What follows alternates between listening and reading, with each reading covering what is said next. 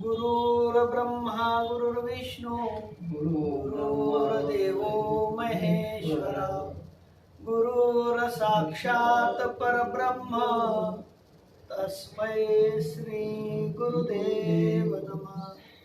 तस्मै श्री गुरुदेव नमः।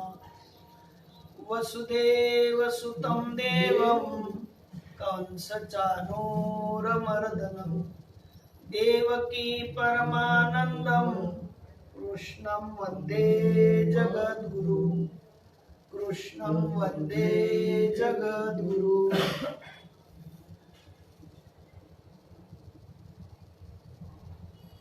ओम हंस ब्रह्मा अत्रि दत्त नारायण लक्ष्मण बलभीम सखयानंद शांतामाई बंडोबा बाबा कीरोबा बाबा श्रीपाद बाबा रामदास बाबा सदगुरु आई साहेब की जय।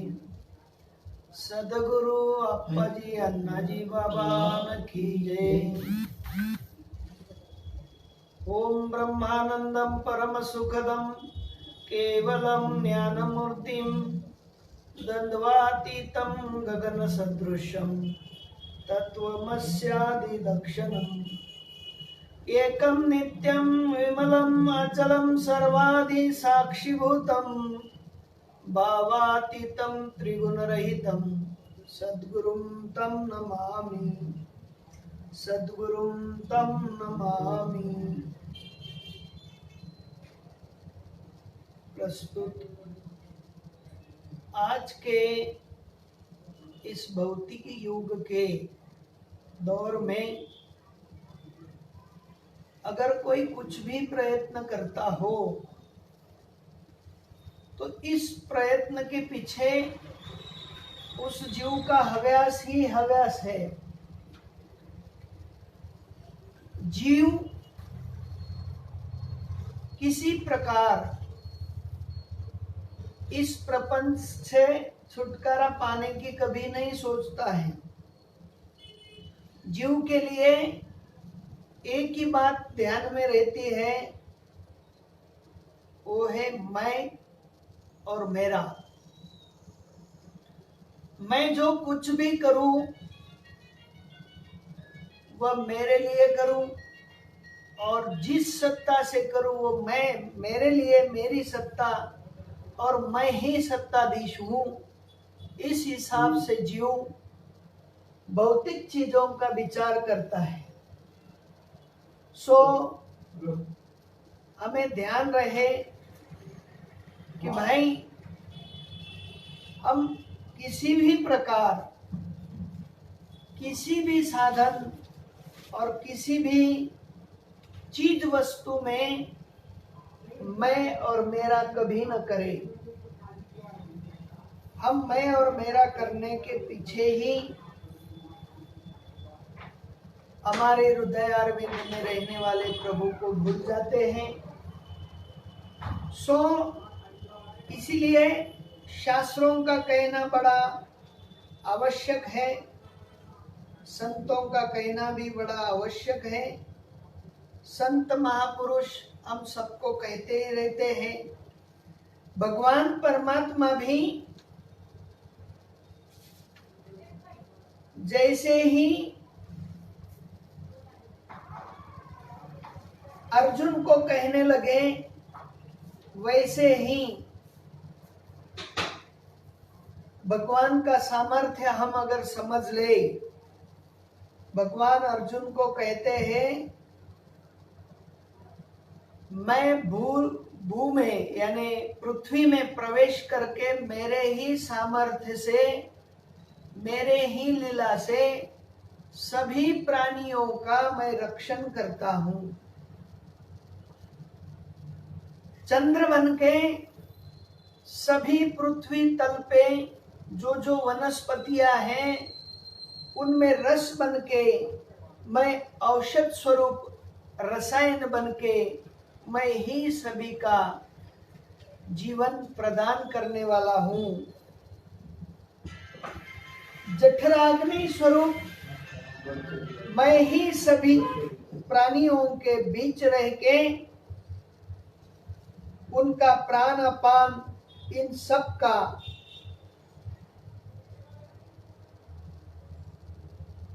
साक्षी रहते हुए उसी सब प्राणियों में उनकी जठराग्नि बन के सभी का पाचन तंत्र चलाता हूँ, चाहे शुष्क हो, सिग्न हो, सुपक्व हो या विदग्ध हो।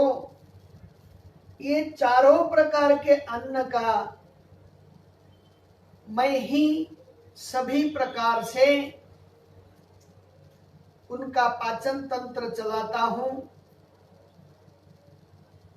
और इन सब चीजों का अगर हम ध्यान दें तो ये चीजें हमारे ध्यान में नहीं आती और हम उन चीजों का ध्यान नहीं रखते। सो ध्यान रहे, भगवान सभी प्राणियों के हृदय में प्रवेश करके सबकी जगह पे स्मृति, ज्ञान और विस्मृति आदि का योग्य विचार सिखाते हैं। और प्रभु की लीला से ही ये सब चीजें आकलन होती है। वेदों का भी यही कहना है, वेद भी इसी चीज को जानने के लिए योग्य है। और वेद मेरे ही स्वरूप का वर्णन करते हैं।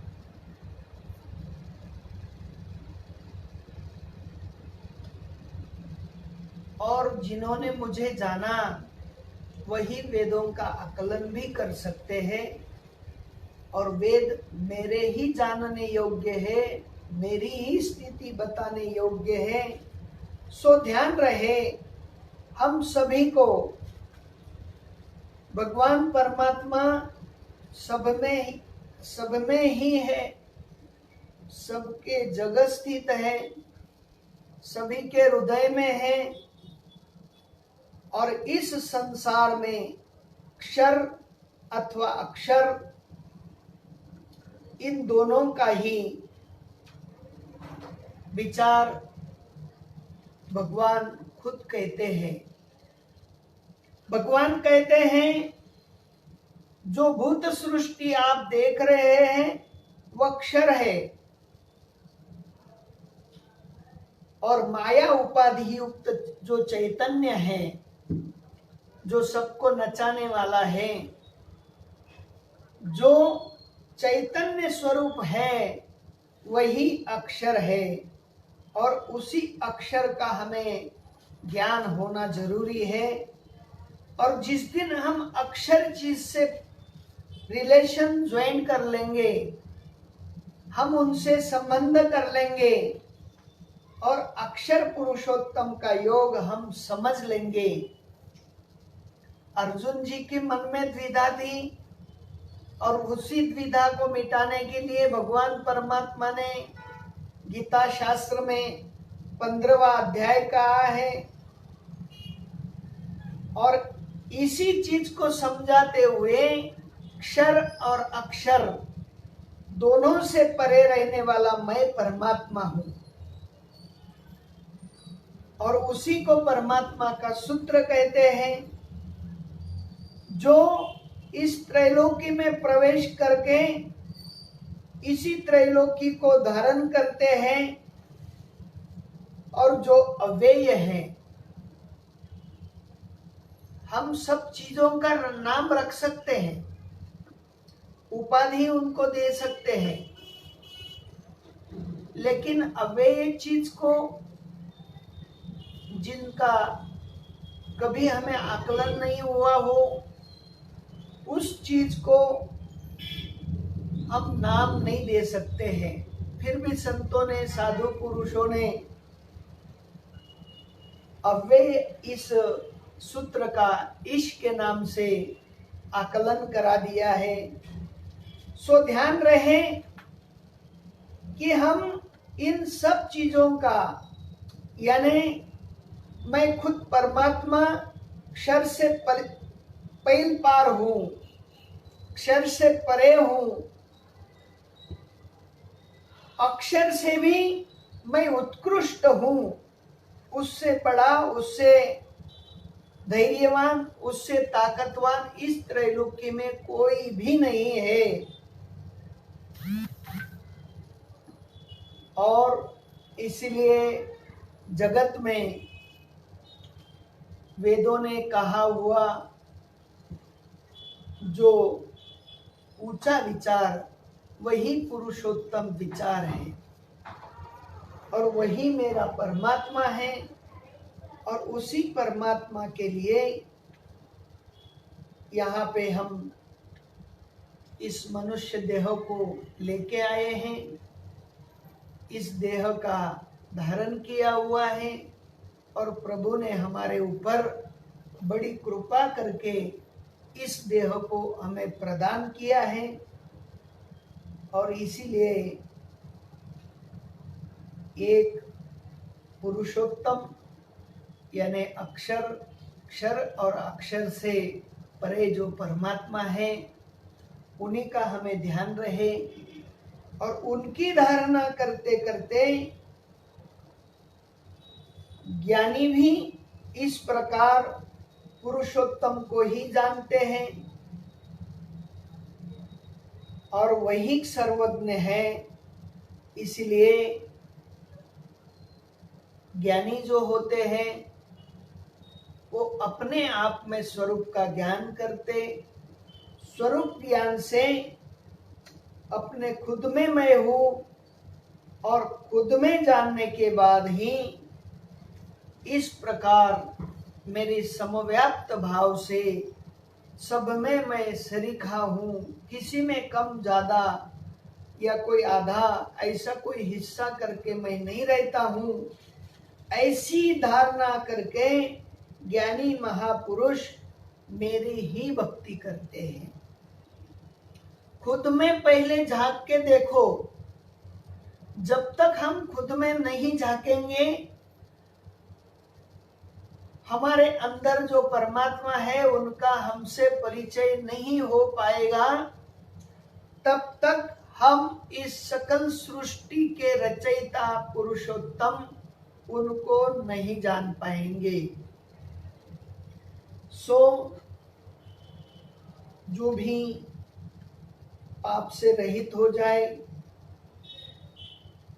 और मन में किसी भी प्रकार का ताप संताप न रहे, किसी भी प्रकार का म्लेच्छ विचार न रहे, ऐसे पुरुष को ही इस ज्ञान की, इस गुह्यतम ज्ञान की प्राप्ति होती है।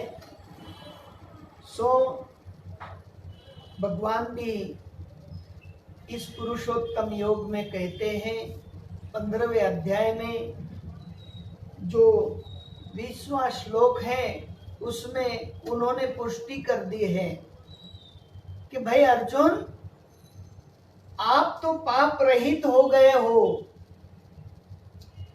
और जो पाप रहित हो जाए वह इस परम गोपनीय ज्ञान से दूर नहीं रह पाता है। सो इसीलिए मैं आपको ये शास्त्र सुनाया हूं, इस गोपनीय सूत्र का विचार बताया हूं, और इसी का ज्ञान करने के बाद बुद्धिमान मनुष्य इन सब द्वंद्वों से मुक्त हो जाता है। किसी प्रकार का उसे आनंद या लगन किसी से नहीं रहती। किसी भी प्रकार का दुख उसके ऊपर आ जाए तो उस दुख से भी वो परे हो जाते हैं। यानी उनके जीवन में उनकी जो भी शैली है वो सब तरह से बदल जाती है। और इसी बदलाव का अगर कोई सूत्र हो तो वो सूत्र है संतों का परम गुह्य ज्ञान। भगवान परमात्मा ने बताया हुआ अर्जुन, उद्धव, विदुर जी, सभी महापुरुषों को जो ज्ञान बताया उसी ज्ञान से आदमी इस स्थिति तक जा सकता है। उसके मन में क्लेश कलह कभी नहीं रहता, और जिनके मन में क्लेश कलह हो वो कभी भी इस ज्ञान का अधिकारी नहीं होता। अगर संतों ने कृपा करके बता भी दिया हो तो उस ज्ञान का फल स्वरूपा उस पुरुष को प्राप्त नहीं होता, क्योंकि ज्ञान उसी पात्र में ठहरता है जिस पात्र का स्वरूप निर्मल हो, जिस पात्र की अच्छी तरह से सफाई की गई हो। हम सोचेंगे अभी पात्र तो कुछ चीज रखने के लिए है, बात बराबर है, लेकिन इस देह स्वरूप पात्र को संतों की मथनी से मत मत मत मत मत मत कर एकदम नीट एंड क्लीन किया जाता है। मनोमंथन से विकार नष्ट किए जाते हैं, और जिस दिन विकार नष्ट हो जाए तो ये पात्र गुरु ज्ञान के काबिल हो जाता है। सो इस परम गुह्य सूत्र का विचार अर्जुन जी को बताते हुए भगवान परमात्मा ने भी कहा है, तू तो भाई निर्मत्सर है, किसी का मत्सर करने वाला नहीं है, तुझे किसी से घृणा नहीं है, और जो निर्मत्सर हो जाए, किसी से घृणा न करे, किसी व्यक्ति के आने जाने से उसको ताप संताप न आवे, वो साधु में भी मेरे परमात्मा का दर्शन करे, और व्यभिचार करने वाले से भी वही लगन उनकी लगी रहे कि वो उसमें भी परमात्मा का दर्शन करें। चोरी चकारी करने वाले से भी कोई भेद न रखें। मशक से लेकर एक मच्छर से लेकर ब्रह्म देव तक की जो सृष्टि बनी है, उस सृष्टि में एक मेरे परमात्मा ही अखिल कोट ब्रह्मांड नायक है, और उन्हीं का ही स्वरूप ध्यान धरे, और उस ध्यान धारणा से ही वो निर्मत्सर हो जाए, वह परिपूर्ण स्वरूप ज्ञान के प्राप्ति के काबिल हो जाए। यही सबसे ऊंची भगवान की साधुओं के पास दी हुई देन है, और उसी देन से हम मनोमंथन कर सकते हैं। मनोमंथन के बिना तो इस ज्ञान का टिकना पॉसिबल ही नहीं है। हमारे परम गुरु जी कहते थे कि भाई अगर सिंहन का दूध आपके पास रखना है तो सिंहन का दूध निकालने के लिए सोने का पात्र चाहिए। अगर सुवर्ण पात्र न हो तो वो दूध किसी अन्य पात्र में टिक भी नहीं पाता। जैसे कि किसी ऊंचे धातु के पात्र से, सुवर्ण से तो ऊंचा कोई धातु मेरे ख्याल से है नहीं, और उसी सुवर्ण पात्र में उस शेरनी का या सिंहन का दूध टिक पाता है, वैसे ही ये पात्र भी सुवर्ण का बन जाए। इसका मोल अगर साधु की मनोमथनी से सोने जैसा बन गया होगा, तभी इसमें स्वरूप ज्ञान का विचार परिपूर्ण रीति से बैठ पाएगा, समझ में आएगा। अन्यथा हमारे भी समझ से बाहर की बात है। सो कल की हमारी बात थी कि भाई हम इस तापत्रय से बाहर कैसे आए, हमें किस चीज से यानी कर्म मार्ग से, ज्ञान मार्ग से या भक्ति मार्ग से हमें किसी भी एक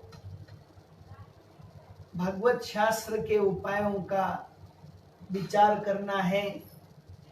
आगे साधु पुरुष कहते हैं,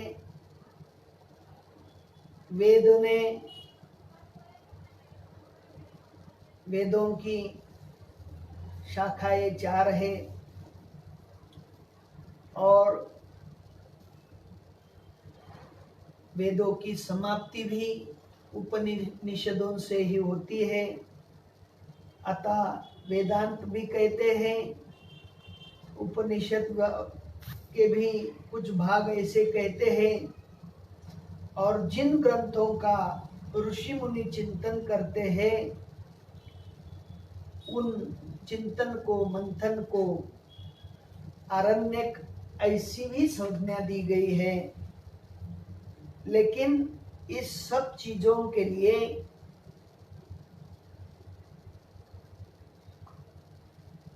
वेदों का उपदेश है। वेद कहते हैं और शास्त्र भी कहते हैं कि भाई आपको सब चीजों का त्याग करना होगा। सबसे पहले तो शास्त्रों का कहना है, सबसे पहले अगर परित्याग करना है तो काम छोड़ दो, क्रोध छोड़ दो। लेकिन शास्त्रों की इस बात पे हम गौर नहीं करते। शास्त्रों की ऐसी ऐसी बातें हमारे ध्यान में आ जाती है कि भगवान श्री कृष्ण परमात्मा जी तो इस संसार में रचे पचे हुए थे। उनको तो 16,000 रानियां थी, उन्होंने काम नहीं छोड़ा। और साधु तो कुछ भी कह डालते हैं कि काम छोड़ दो, क्रोध छोड़ दो। जिन्होंने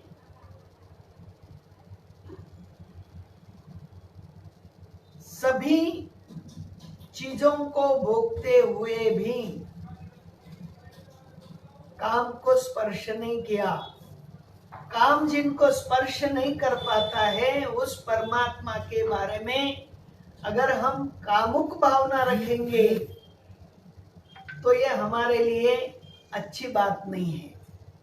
सो मनुष्य तो क्या करता है, काम भी नहीं छोड़ता, क्रोध भी नहीं छोड़ता, सभी चीजों का अंगीकार करते रहता है। इतना ही नहीं, सामान्य सी बात है, हमें अगर कोई शौक है, कोई पान बीड़ी सुपारी खाने वाले हैं, तो उनसे सुपारी तक नहीं छूट पाती, तो काम क्रोध तो बड़ी दूर की बात है। क्योंकि जो सामान्य व्यसन नहीं छोड़े, उनके लिए तो काम क्रोध लोभ ये सब किस प्रकार छोड़े, वे घर का किस प्रकार त्याग करे, वह ब्रह्मचर्य का कैसे पालन करे।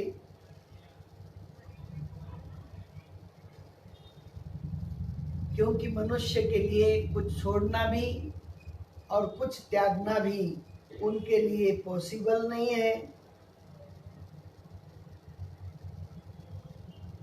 लेकिन ध्यान रहे, भगवान के लिए सब कुछ त्यागे बिना भगवान हमें अपनाएंगे नहीं, सब कुछ त्यागना ही पड़ेगा।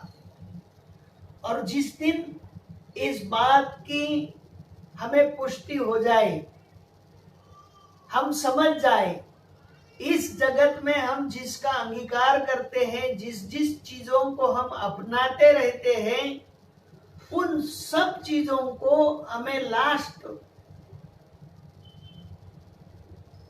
हम जिस दिन मृत्युशैया में होंगे उस दिन हमें त्यागना ही पड़ता है। उस दिन जिस दिन हम सबको अपना कहते हैं, प्रिया मेरी है, पुत्र मेरे हैं, बच्चियां मेरी है, भाई मेरे है, भौजाई मेरी है, बहनें मेरी है।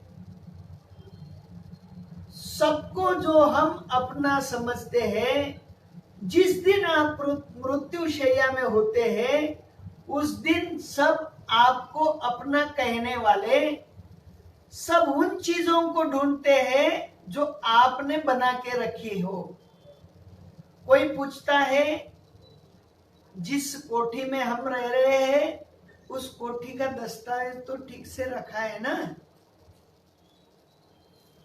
कई किसी सेठ साहूकार के पास तो गिरो खत में नहीं ना रख दिया।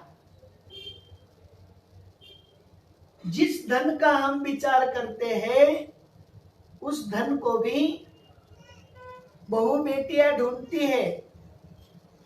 किस अलमारी में रखा होगा, किस तिजोरी में रखा होगा, और सब उस भगवान की शरण शैया में सोए हुए निष्प्राण हुए उस पुतले की ओर कोई नहीं देखता है। देखते क्या है? उस पुतले ने भगवान को छोड़ के जो जो कमाई करके रखी है, उस कमाई के पीछे सब अपने आप इष्ट लग जाते हैं। सो अभी भी समय गया नहीं है। अभी भी हम भगवान के शरणार्थी बने, साधु पुरुष को पूछे कि हमारा कल्याण किस चीज में है। और जिस दिन सच्चे संत मिल जाते हैं, वो सभी चीजों से छुटकारा पाने का एक महान मौका हमें प्रदान कर देते हैं। और उसी मौके को हम अगर चूक जाए, उसी मौके का हम अगर फायदा न ले, तो समझ लेना हमसे किसी भी चीज का त्याग नहीं होगा। अगर हम इस प्रपंच की किसी चीज को नहीं त्याग पाते तो काम त्यागेंगे नहीं, क्रोध त्यागेंगे नहीं, मोह त्यागेंगे नहीं, लोभ त्यागेंगे नहीं, और सर्वस्व तो बड़ी लंबी कहानी है। इन सब का त्याग अगर हम नहीं करते तो भगवान के समीप जाने की हमारी कोई ताकत नहीं है। सो आप एक एक चीज का परित्याग करो। आज कुछ, कल कुछ, परसों कुछ।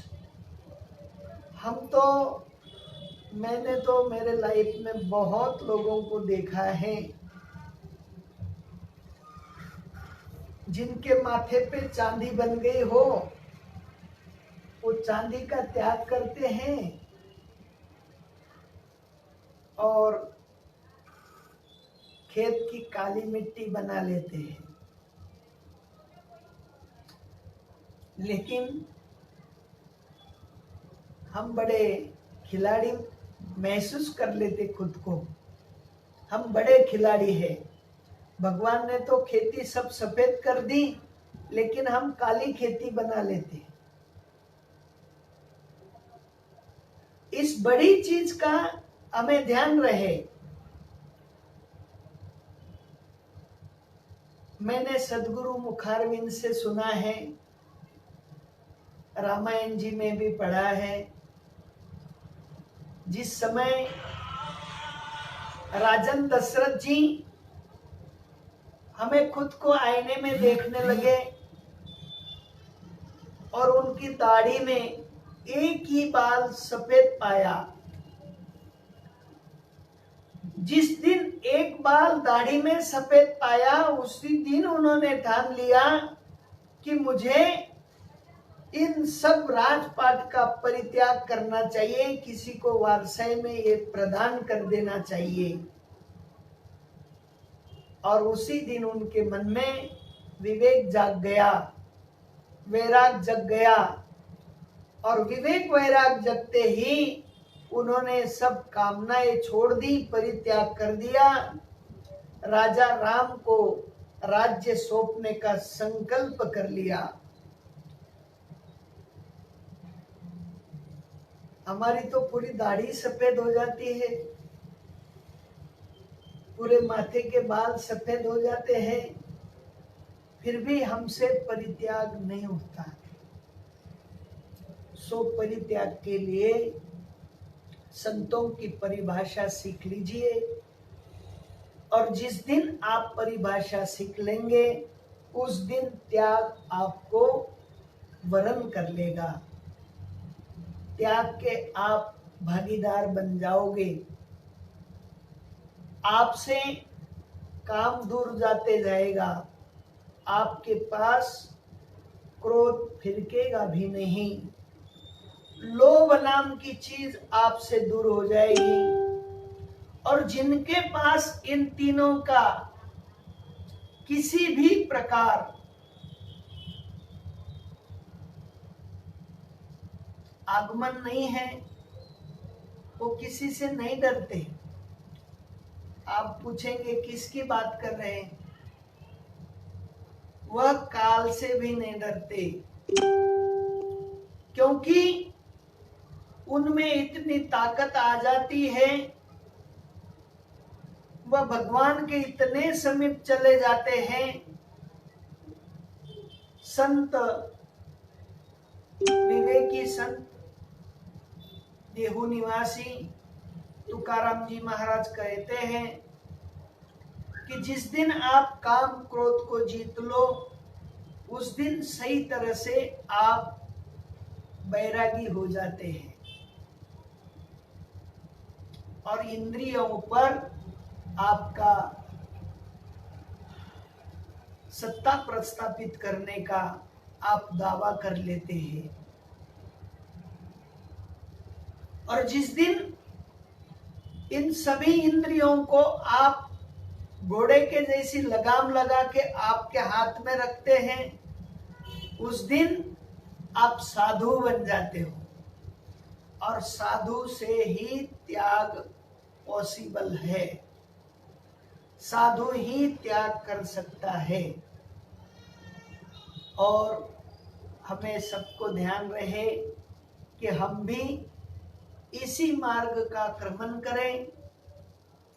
त्याग नाम की चीज का हमें ध्यान रहे, हम हर पल त्याग के बारे में सोचें, काम को जीतने के लिए प्रयत्न करें। सही मायने में देखा जाए तो काम तो किसी को छोड़ता नहीं है। कबीर जी महाराज कहते हैं, काम के बारे में ऐसा कोई प्राणी नहीं है कि काम से छूट पाता हो। एक दोहा है उनका, काम के बारे में उन्होंने बताया है, तीतर पत्थर खाए अथवा तीतर पत्थर चूमे, वाको सतावे काम, जो माल मलिदा खावे वह कैसे करे आराम। जो तीतर नाम का एक पंछी है, वह पंछी खाली पत्थर चूम के, पत्थर चाट के अपनी भूख भगा देता है। और उस तीतर को भी काम सताता हो तो हम तो बड़ा अच्छा अच्छा खाते हैं, देसी घी खाने वाले। सब चीजों का विचार करो, और इन सब चीजों का विचार करते करते एक एक चीज का परित्याग करो। जीवन में जैसे ही आप परित्याग की भाषा सीख जाओगे, एक एक चीज का त्याग करते जाओगे, वैसे ही आपसे काम क्रोध लोभ मद मोह मत्सर इन षड विकारों का आपसे हाथ मिलाप हो जाएगा, और आप जो कहेंगे उनको वो वही करेंगे। काम का शमन करने के लिए आप सक्षम बन जाएंगे। जिस जगह काम ही नहीं हो, उस जगह क्रोध का कोई धारा नहीं रहता। जिस जगह काम क्रोध नहीं है, उस जगह आसक्ति की कोई भावनाएं नहीं रहती। जहाँ आसक्ति ही नहीं हो, वह लोभ नाम का शत्रु भी हमारा मित्र बन गया होता है। और इन सब का हमें परित्याग करना सीखना है। और यही सिखाने के लिए आज भगवान परमात्मा जी कहते हैं पुरुषोत्तम योग में वही परम गुह्य ज्ञान की बात, वही परम गुह्य शास्त्र का पुष्टि देने वाला विचार उन्होंने रखा है और मार्ग कर दिया है अर्जुन जी को कि भाई आप इन सब चीजों का परित्याग करना सीखो, उस परम गोपनीय ज्ञान से अपना रिलेशन बना लो और उसी ज्ञान से आप आगे बढ़ेंगे। कर्म योगी तो हो ही, ज्ञान योगी भी मैंने आज बना दिया और ज्ञान योग से ही भक्ति योग का भी आप सूत्र समझ जाओगे और ये तीनों चीजें आपके अच्छी तरह से ध्यान में आ जाएंगी। और इसी बात की पुष्टि करते हुए आज का ये विशेष प्रयोजन यहाँ सद्गुरुनाथ जी के चरणारविंद में समर्पण करता हूँ। जिन महापुरुषों ने इस मार्ग का हमें अवलोकन कराया, उन्हीं के बताए हुए पे रास्ते पे चलने का प्रयास हम सब करें। हम सबको एक ही बात ध्यान में रहे, भक्ति, भक्त और भगवंत, इन तीनों चीजों का हम हर पल ध्यान रखें। हम भक्ति करें, भगवान को रिझाए और भक्त बनने की लालसा मन में जागृत रखें। भक्त जिस दिन बन जाते हैं उस दिन भक्ति माता भी आपको छोड़ के कहीं नहीं जाती। और जिस जगह भक्ति माता है, भक्ति मार्ग जहाँ आपको मिल गया है, वह भगवान परमात्मा भी हमारा साथ कभी नहीं छोड़ते। ये हमारे ध्यान में रहे और इसी ध्यान के साथ आज का ये पुष्प आप सभी महानुभावों के चरणारविंद में समर्पित करता हूँ। आप सभी को नमन करते हुए मेरे पूज्य गुरुवर जी के चरणारविंद में ये समर्पण करता हूँ। हमारे परम आदरणीय हृदय स्थान गुरु माता जी के चरण में इसे समर्पित करता हूँ। आई साहेब, अप्पा साहेब, अन्ना जी, इनके चरणारविंद में समर्पित करता हूँ। जय हरि, जय हरि। कुंडलीक वरदा हरि विठ्ठल, श्री ज्ञानदेव तुकाराम, पंढरीनाथ भगवान की जय, माऊली ज्ञानेश्वर महाराज की जय, जगत गुरु संत तुकाराम जी महाराज की जय। बोलो रे भाई सब संतान की जय। अवधूत चिंतन श्री गुरुदेव दत्त दत्त गोपाल कृष्ण भगवान की जय। विठाल विठाल विठाल विठाल विठाल विठाल विठाल। सद्गुरुदेव भगवान की जय।